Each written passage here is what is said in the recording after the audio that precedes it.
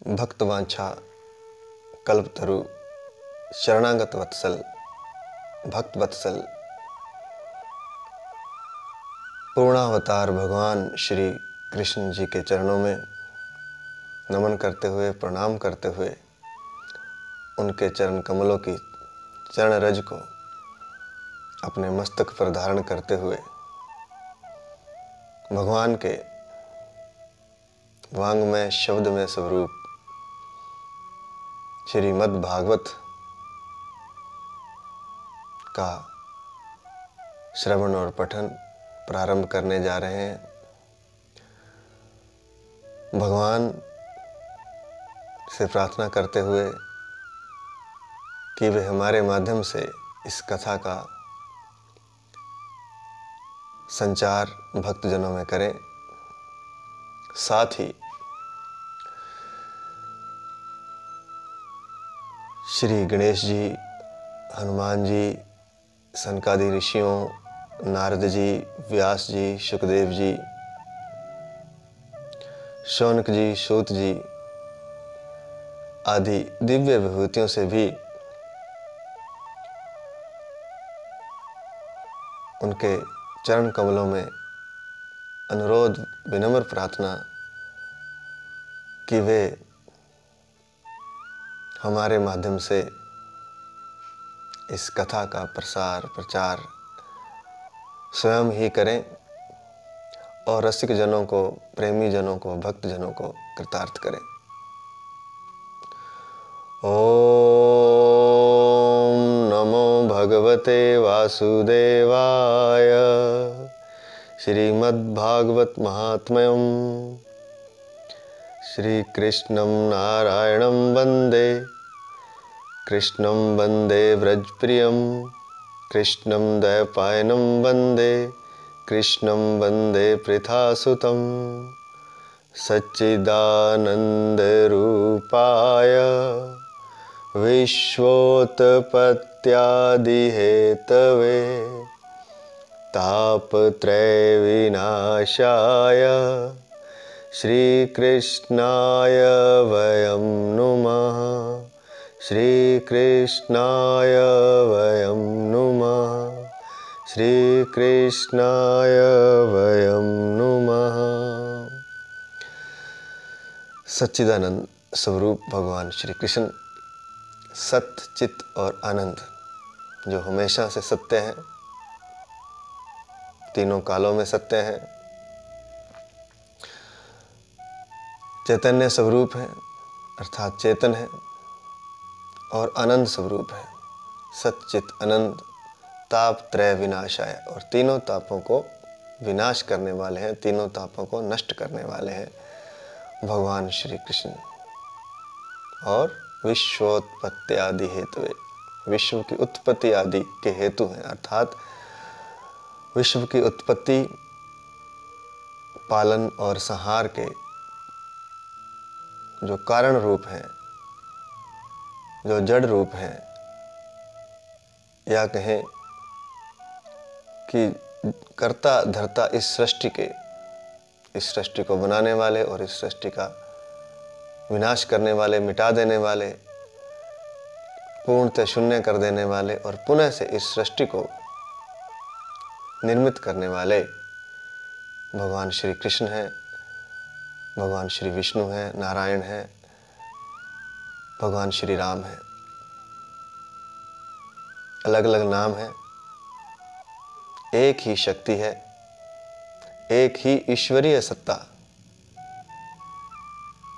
कार्य कर रही है। तो इस शब्द में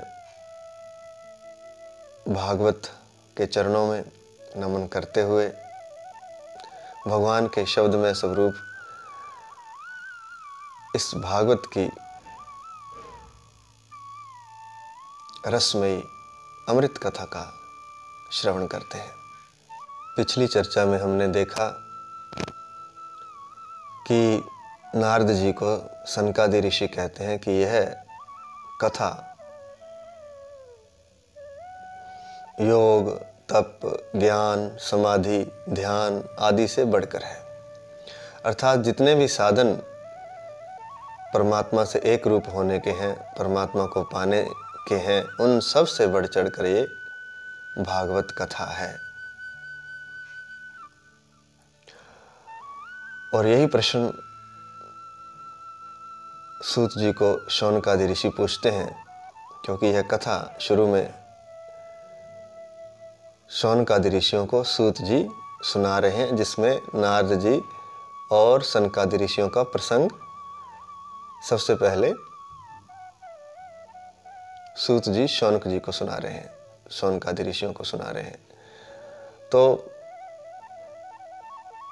शौनकादि ऋषि सूत जी से पूछते हैं कि आपने सनकादि ऋषियों के माध्यम से बताया कि यह कथा जितने भी साधन हैं, ज्ञान, योग, तप, ध्यान, समाधि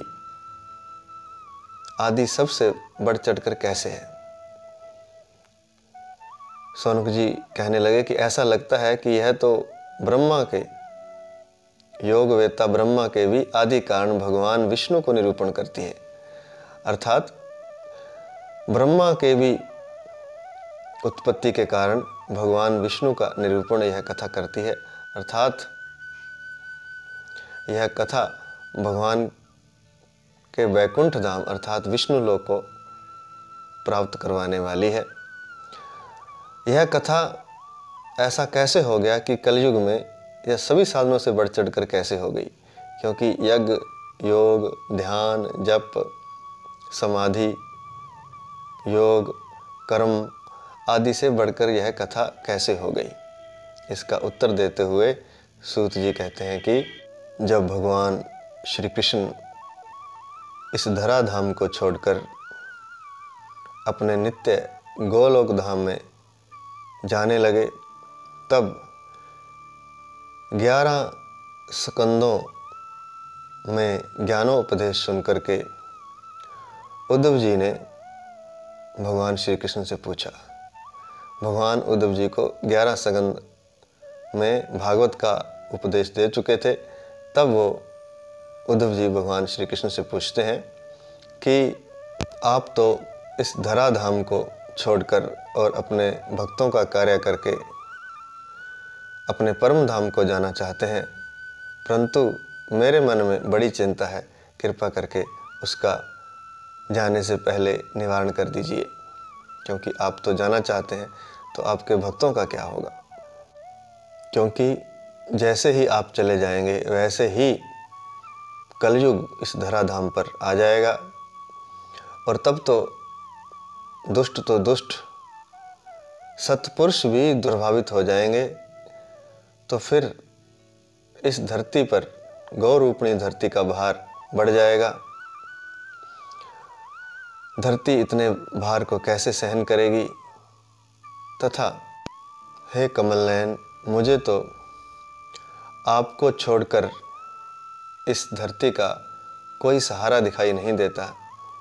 जब भगवान श्री कृष्ण थे तब द्वापर का अंतिम समय चल रहा था, द्वापर युग का, और जैसे ही भगवान ने इस धराधाम से प्रयाण किया उसी दिन से कलयुग की शुरुआत हुई मानी जाती है।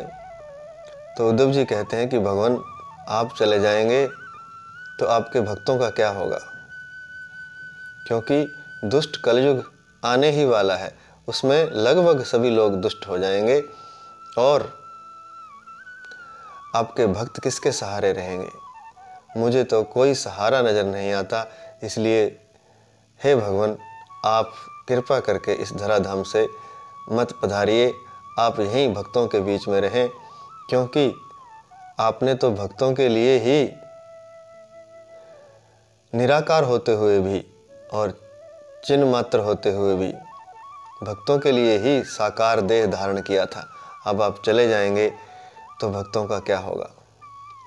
भगवान निराकार हैं, उसी निराकार से वे साकार रूप स्वयं का भी धारण कर लेते हैं और अन्य जीवों, प्रकृति आदि सबको वे अपनी योग माया से, अपनी निज इच्छा शक्ति से वे सभी जीवों की उत्पत्ति करते हैं। तो भगवान ही एकमात्र आधार है। तो वो कह रहे हैं कि आप निराकार भी हैं, चिन्ह मात्र भी, अर्थात निराकार चैतन्य हैं आप, फिर भी आपने साकार रूप धारण किया था भक्तों के लिए, और अब आप क्यों जा रहे हैं? क्योंकि आप चले जाएंगे तो भक्तों का क्या होगा। और दूसरा सबसे कठिन बात यह है कि कलयुग आने वाला है, दुष्ट कलयुग आने वाला है, जिसमें सत्पुरुष भी दुष्टों के संग में उग्र प्रकृति के हो जाएंगे। उद्धव जी कहते हैं कि साकार रूप को देख करके, आपके साकार रूप के कारण ही भक्त जीवित हैं। निर्गुणों उपासन में तो बड़ा कष्ट है, अर्थात निराकार रूप की साधना तो कैसे करेंगे हम लोग, साकार की साधना बड़ी आसान है, क्योंकि साकार में आप सामने दिखाई देते हैं, सामने द्रष्टव्य होते हैं, इसलिए यह साधना आसान है, यह भक्ति आसान है। क्योंकि जब सामने शरीर रूप धारण करके प्रभु विराजमान होते हैं तो उनसे प्रेम करना अति आसान है, उनकी भक्ति करना आसान है। लेकिन निराकार से हम लोग भक्ति कैसे करेंगे? इसलिए उद्धव जी कह रहे हैं कि हे प्रभु, हे गोविंद, आप कोई और उपाय सोचिए, आप इस धराधाम से मत जाइए। प्रभास क्षेत्र में उद्धव जी के ये वचन सुन करके भगवान श्री कृष्ण ने उपाय सोचा, और उन्होंने सोचा कि मैं शब्द स्वरूप लेकर के भागवत शास्त्र के रूप में इस धरती पर रहूँगा। तो वे इस ग्रंथ में प्रवेश कर गए और वहाँ से अंतर्धान हो गए, अर्थात अंतर्धान होकर के वह इस भागवत शास्त्र ग्रंथ में प्रवेश कर गए। इसलिए यह भागवत ग्रंथ जो है, यह मात्र शब्द नहीं है। हम शुरू में जब कथा शुरू करते हैं तब भी हम कहते हैं कि यह भगवान का शब्द में स्वरूप है। तो मात्र शब्द नहीं है, भगवान स्वयं इसमें विराजमान है। भगवान का ये एक तरह से साकार रूप है, शब्दमय रूप है। इसलिए इसकी मान्यता भगवान से कतई कम नहीं है। भगवान स्वयं इसमें विराजमान है। वे शब्द स्वरूप होकर के भागवत के रूप में कलयुग में भक्तों का उद्धार करने के लिए इस ग्रंथ के रूप में विद्यमान है। इसलिए इस ग्रंथ की इतनी महिमा है। इसके सेवन से, इसके श्रवण से, इसके पठन से, इसके अध्ययन से भगवान की प्राप्ति होती है, क्योंकि भगवान का ही रूप है। इसलिए जैसे ही हम इसके शब्दों का श्रवण करते हैं, हम भगवान के ही शब्दों का श्रवण कर रहे हैं। जैसे ही हम पढ़ते हैं, इसको देखते हैं, तो हम भगवान को ही देख रहे हैं। इसके देखने मात्र से, स्पर्श मात्र से, सुनने मात्र से सारे को कष्ट दूर हो जाते हैं। कलयुग के सारे कष्ट और दोष इस भागवत के श्रवण से दूर हो जाते हैं। और इतना ही नहीं, यहाँ तक लिखा है कि इसके दर्शन मात्र से, इस भागवत शास्त्र के दर्शन मात्र से सारे कष्ट दूर हो जाते हैं। इसलिए कहा गया है कि इस भागवत शास्त्र को प्रत्येक घर में, प्रत्येक सनातनी के घर में यह भागवत शास्त्र होना चाहिए, क्योंकि यह भगवान का स्वरूप है। अध्ययन ना हो पाए तो भी यह ग्रंथ प्रत्येक घर में होना चाहिए, और अध्ययन हो तो और भी अच्छी बात। वो पहले बताया जा चुका है कि इसका आधा श्लोक या चौथाई श्लोक का अगर हम पाठ करते हैं तो वह हमें वैकुंठ दिलाने वाला है। अभी तक इसमें 2-3 मंत्र भी आ चुके हैं, जैसे कि ओम नमो भगवते वासुदेवाय। एक मंत्र ये आया था। एक सनकादि ऋषियों की जब नारद जी से भेंट हुई थी, तब उन्होंने, नारद जी ने कहा था कि आप हरि शरणम, इस मंत्र का नित्य जाप करते रहते हैं, जिस कारण आप अभी तक युवा हैं। आपकी अवस्था वही की वही है जो लाखों करोड़ों साल पहले थी। तो हरि शरणम मंत्र है, ओम नमो भगवते वासुदेवाय मंत्र है। अभी एक मंत्र और आने वाला है, अर्थात ये आधे से भी आधा श्लोक है, ओम नमो भगवते वासुदेवाय। और भी श्लोक हैं, तो किसी भी एक मंत्र को या इसके आधे श्लोक को या एक श्लोक को या चौथाई श्लोक को लेकर के हम उसका जाप या पाठ कर सकते हैं।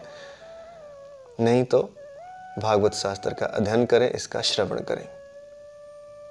कली काल में तो यही भागवत शास्त्र ही ऐसा ग्रंथ है जो दरिद्रता अर्थात गरीबी पापों को नष्ट कर देता है, दरिद्रता को ख़त्म कर देता है, दुर्भाग्य को ख़त्म कर देता है और काम और क्रोध आदि विकारों को भी नष्ट कर देता है। क्योंकि ऐसा कोई साधन नहीं है जिससे कि हम इन सब पर विजय प्राप्त कर सकें। जैसे कि काम क्रोध आदि शत्रु हैं, काम क्रोध लोभ मोह ईर्ष्या द्वेष, ये इतने प्रबल शत्रु हैं जो कि मनुष्य के भीतर निवास करते हैं और यह किसी भी साधना से, किसी भी योग से, तप से, ध्यान से इनका निकलना या कहें कि इनकी मृत्यु इन काम क्रोध आदि की बड़ी मुश्किल है, असंभव सी है। लेकिन भागवत के श्रवण से ये शत्रु सहज ही समाप्त हो जाते हैं, काम क्रोध आदि शत्रु। और जो मनुष्य के मन की इच्छाएं होती हैं, मुख्यतः इच्छाएं क्या हैं कि उसका दुख मिट जाए, उसका दारिद्र्य जाता रहे अर्थात गरीबी जाती रहे, उसके पास धन हो, उसके पाप नष्ट हो जाएं जो जाने अनजाने में उससे हो गए हैं, और उसे सौभाग्य प्राप्त हो, दुर्भाग्य ना रहे उसके जीवन में, सारे कार्य उसके शुभ हों, शुभ शुभ उसे समाचार मिले, सब कुछ जीवन में शुभ ही हो, तो उसके लिए यह केवल मात्र भागवत शास्त्र ही है। यह भागवत शास्त्र ही ऐसा है जो इन सारी समृद्धियों को दिलाता है और काम क्रोध आदि पर विजय दिलाता है। काम क्रोध तो इतने प्रबल हैं कि किसी भी साधन से इन पर विजय नहीं प्राप्त की जा सकती, लेकिन भागवत के श्रवण से सहज ही इन पर विजय प्राप्त की जा सकती है। तो सारे साधन इसके अंदर आ जाते हैं, सारे सौभाग्य इस भागवत के अंदर आ जाते हैं। भागवत के श्रवण मात्र से सारे सौभाग्य प्राप्त होते हैं। कहते हैं कि देवताओं के लिए भी काम क्रोध आदि से पीछा छुड़ाना मुश्किल है, क्योंकि यह भगवान की माया है। हालांकि ये सारा कुछ भगवान का ही पैदा किया हुआ है, सौभाग्य भी भगवान का है, दुर्भाग्य भी भगवान का है, अमीरी गरीबी, दुख सुख, पाप पुण्य, क्रोध शांत चित्त, क्रोध करुणा, काम, सब कुछ भगवान का ही पैदा किया हुआ है। भगवान की माया ने ही सारी रचना रच रखी है ताकि यह खेल चलता रहे, एक लीला चल रही है जो भगवान की माया ने फैला रखी है। तो कहते हैं कि देवता लोग भी जो इतने पुण्य करके देवलोक में रहते हैं, स्वर्गलोक में रहते हैं, सारी सुविधाएं उन्हें प्राप्त है, वे भी इन काम क्रोध आदि विकारों से पीछा नहीं छुड़ा सकते। लेकिन पृथ्वी के मनुष्य सहज ही भागवत शास्त्र के अध्ययन से इन काम क्रोध आदि विकारों से पीछा छुड़ा सकते हैं और अपने लिए सौभाग्य, अपने लिए सुख, अपने लिए पुण्य जीवन में ला सकते हैं मात्र भागवत के श्रवण से। तो जब देवता ही नहीं छूट सकते तो मनुष्य तो कैसे छूट सकता है। लेकिन सप्ताह श्रवण से अर्थात भागवत के सप्ताह श्रवण के विधान से इन सभी विकारों पर विजय प्राप्त होती है और सभी सौभाग्य मनुष्य को प्राप्त होते हैं। संसार की ऐसी कोई वस्तु नहीं है जो भागवत के श्रवण से नहीं मिलती, और जो विकार है मनुष्य के अंदर, काम क्रोध लोभ मोह ईर्ष्या द्वेष आदि, उन सभी विकारों को भी इस भागवत शास्त्र से मिटाया जा सकता है, उन पर विजय प्राप्त की जा सकती है। ऐसी इसकी महिमा है भागवत शास्त्र की, क्योंकि भगवान स्वयं इस शब्द स्वरूप भागवत के समुद्र में प्रवेश कर गए हैं निराकार रूप में। क्योंकि जब उद्धव जी ने उनसे पूछा कि भक्तों का क्या होगा, तो भक्तों के लिए यह ग्रंथ वे छोड़ कर गए हैं, जिसके अध्ययन से, श्रवण से, स्पर्श से, इसके दर्शन से सारे कष्टों की निवृत्ति होती है। सूत जी कहते हैं कि हे शौनक जी, जिस समय सनकादि ऋषि नारद जी को इस भागवत शास्त्र के महात्म्य के बारे में बता रहे थे, तो उस समय उस सभा में एक बड़ा आश्चर्य हुआ। वह मैं तुम्हें बताता हूँ, उसे चित्त दे करके ध्यान से श्रवण करें। तो उस सभा में भक्ति अपने तरुण पुत्रों को लेकर के उपस्थित हो गई और भगवान नामों का उच्चारण करती हुई वह उस सभा में नाचती हुई आई। उत्सव मनाती हुई भक्ति ने अपने तरुण पुत्रों के साथ प्रवेश किया, अर्थात उसके दोनों पुत्र युवा हो गए और भक्ति भी युवा हो गई। कौन से भगवान नामों का उच्चारण करती हुई भक्ति ने प्रवेश किया? श्री कृष्ण गोविंद हरे मुरारे। मुर नामक राक्षस को मारने के कारण उनका नाम मुरारी पड़ा। हरे मुरारे। श्री कृष्ण गोविंद हरे मुरारे, हे नाथ नारायण वासुदेव। इन भगवान नामों का उच्चारण करती हुई भक्ति ने सभा में प्रवेश किया। तो ये सारे भी मंत्र हैं, इन सभी को एक साथ भी हम उच्चारण कर सकते हैं या इनका अलग अलग भी उच्चारण कर सकते हैं। ये सारे भगवान नाम हैं। श्री कृष्ण गोविंद हरे मुरारे, हे नाथ नारायण वासुदेव। कितना आसान और कितना रसमय मंत्र है। वसुदेव के पुत्र होने के कारण भगवान श्री कृष्ण वासुदेव कहलाए। भक्ति देवी तरुण अवस्था में थी और उसने सुंदर आभूषण पहन रखे थे, सुंदर श्रृंगार किया हुआ था। वह आभूषण क्या थे? वे आभूषण थे भागवत के अर्थ, अर्थात इस भागवत शास्त्र के जो अर्थ रूप हैं, जो अर्थ है, जो इसका सार है, जो इसका भावार्थ है, वह भक्ति के आभूषण थे। सभी ऋषि मुनि देखने लगे कि यह भक्ति यहाँ कैसे आ गई। तब सनकादि ऋषियों को श्रोता ऋषियों को बताया कि भक्ति भागवत के अर्थ से पैदा हुई है, अर्थात जो हम कथा श्रवण कर रहे हैं उसके भावार्थ से, उसके अर्थ से, उसके सार रूप से भक्ति पैदा हुई है यहाँ पर। तो सनकादि के मुख से ऐसा वचन सुन करके सब ऋषि मुनि अत्यंत प्रसन्न हुए और सनकादि ऋषियों से यह सुनकर भक्ति ने बड़ी विनम्रता से अपने पुत्रों समेत सनकादि ऋषियों से इस प्रकार कहा। भक्ति कहने लगी कि मैं कलयुग में नष्ट प्राय हो गई थी, लेकिन आपने भागवत कथा का श्रवण करवा करके मुझे पुनर्जीवित किया है, मुझे युवा किया है, मेरे पुत्रों को भी युवा किया है, उन्हें स्वस्थ किया है। इसलिए अब कृपा करके आप ये बताएं कि मैं कहाँ रहूं, मैं किस आसन पर विराजमान हूँ। तब सनकादि ऋषियों ने कहा कि हे भक्ति, तुम तो भक्तों के लिए गोविंद स्वरूप को प्रदान करने वाली हो। भक्तेषु गोविंद स्वरूप कर्त्री, अर्थात भक्तों को भगवान का स्वरूप प्रदान करने वाली हो। भक्तों को अनन्य प्रेम देने वाली तथा भक्तों के संसार के रोगों को दूर करने वाली हो। प्रेमेक धर्त्री भव रोग हंत्री, अर्थात भक्तों को प्रेम प्रदान करने वाली और उनके भव रोग अर्थात संसार के जो रोग हैं उनको दूर करने वाली हो। अतः हे भक्ति, तुम धैर्य धारण करके तुम हमेशा के लिए विष्णु भक्तों के हृदय में निवास करो, अर्थात भक्तों के हृदय में भक्ति हमेशा विद्यमान रहती है। और सनकादि ऋषियों ने कहा कि यहाँ पर हे भक्ति तुम निवास करोगी, वहाँ कलयुग दृष्टि भी नहीं डाल सकता।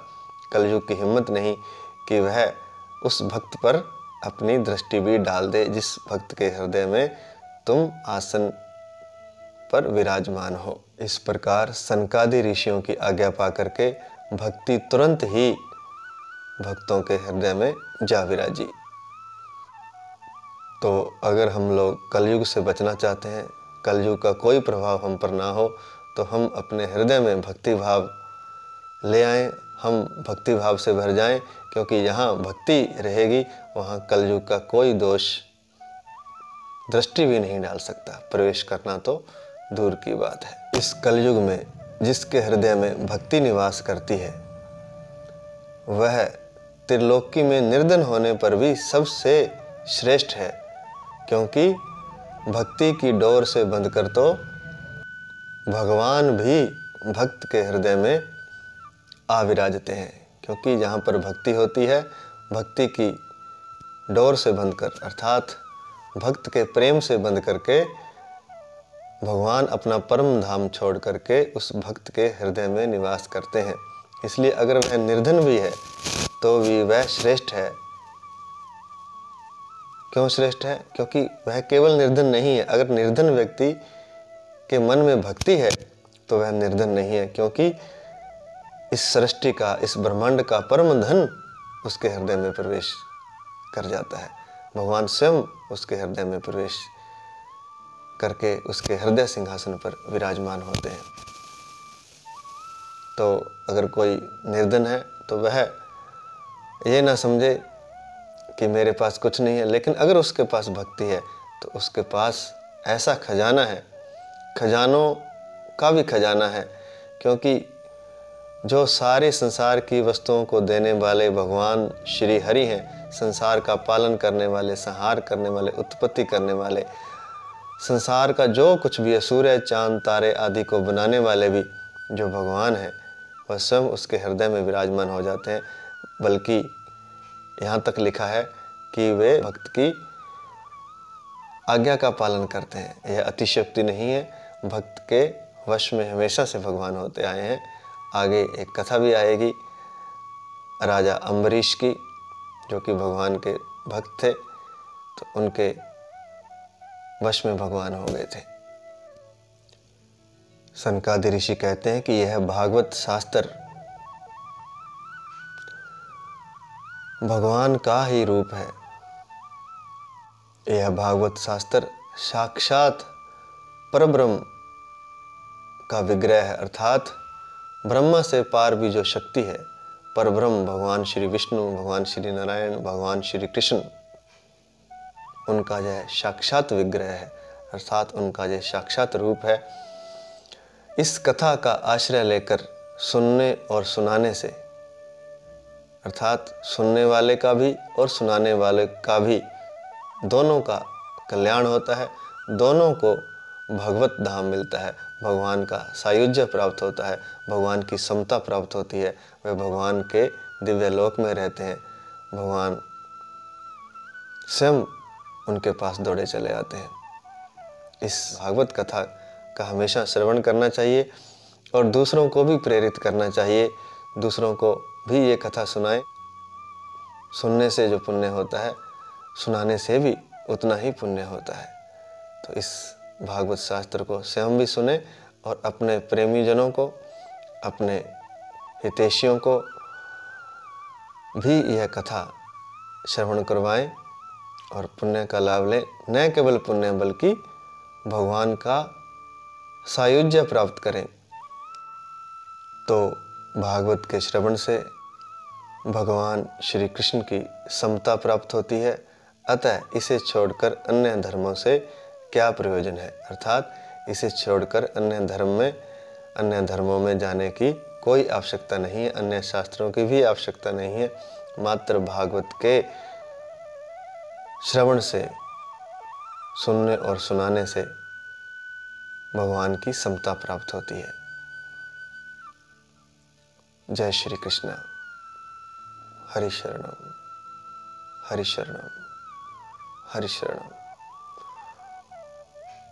इति श्री पद्म पुराणे उत्तरखंडे श्री मद् भागवत महात्म्ये भक्ति कष्ट निवर्तनम नाम तृतीयो अध्याय, अर्थात भागवत के महात्म्य का, जो कि पद्म पुराण के उत्तरखंड से लिया गया है, जिसमें कि भक्ति के कष्ट का किस तरह से निवारण होता है इसका निरूपण है।